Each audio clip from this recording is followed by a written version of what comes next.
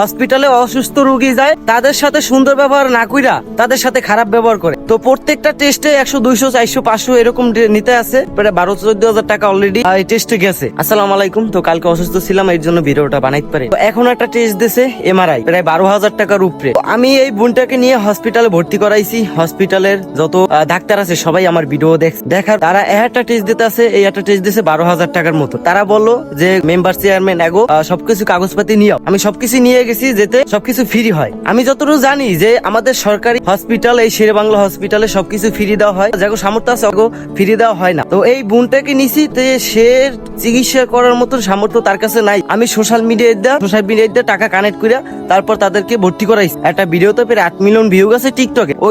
ওই ভিডিওর দ্বারাই প্রায় 35,000 টাকা উঠছে। মানে একটার পর একটা টেস্ট দিতে আছে। এই রক্ত টেস্ট একসাথে রক্ত টেস্ট দিয়েছে 2-3টা। একটা মানুষে কয়বার রক্ত টেস্ট দেয়? তো প্রত্যেকটা টেস্টে 100, 200, 400, 500 এরকম নিতে আছে, প্রায় 12-14 হাজার টাকা অলরেডি এই টেস্টে গেছে। যেখানে হসপিটালে ভিতরে যেখানে টেস্ট, সেখানে আমি যতটুকু জানি কোনো টাকা নেওয়া হয় না। কিন্তু তারা কেন টাকা নিতে আছে?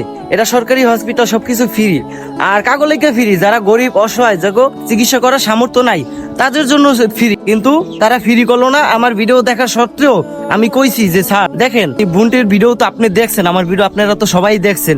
আমাকে বললো যে তোমার ভিডিও আমি দেখছি। ওই ঠিক আছে, দেখলে আপনারা যতটুকু সেফটিকেস করার দরকার একটু করবেন। কেননা আপু একটা বাচ্চা তো দেখছেন আপনি, একটা বাচ্চার কি অবস্থা।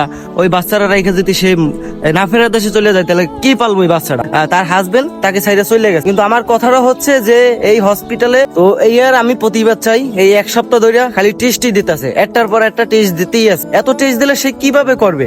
আমি প্রায় 20,000 টাকা প্লাস চলে গেছি ওখানে।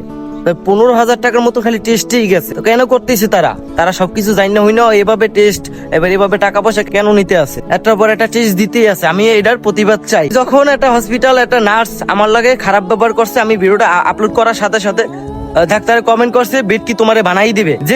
যেখানে একটা অসুস্থ রোগী যায়, হসপিটালে অসুস্থ রোগী যায়, তাদের সাথে সুন্দর ব্যবহার না কইরা তাদের সাথে খারাপ ব্যবহার করে। হ্যাঁ, এইটা সেইটা জাহি দেয়। একটা রোগীর সাথে যদি জাহি দিয়ে কথা বলে, তাই রোগীটা কোথায় যাই? তাদের কাছেই তো গেছে একটা বেড চাওয়ানোর লাইগা। সেখানে যদি আমাকে জাহি দেয়, এই রোগীটা এমন অসুস্থ, আর যদি এইভাবে খারাপ ব্যবহার করে তাহলে আরো তো অসুস্থ হয়ে যায়। এমন তাদের মন ভালো না। অসুস্থ রোগী, যারা অসুস্থ রোগী নিয়ে যায় তাদের মনটা এমনি খারাপ থাকে। তারপর যদি এই যে নার্সে কোথায় দেয়, বুয়া কোথায় দেয়, যদি এরকম জাহি হোনা লাগে তাহলে কেমন দেখায়?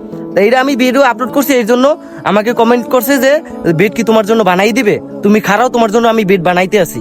তো এই ধরনের কমেন্ট করতেছে। তো আমি এর পুরো প্রতিবাদ চাই যে এরকম কেন হইতে আছে, হয়রানি কেন হইতে আছে। তো আমার ভিডিওটা এই পর্যন্ত শেষ। আমার কথার ভিতরে যদি ভুল থাকে তাহলে আর কিছু করার নাই, কারণ আমার লগে যা হয়েছে এইগুলোই আমি আপনাদের সাথে তুলে ধরছি যে এইগুলো আমার সাথে হয়েছে।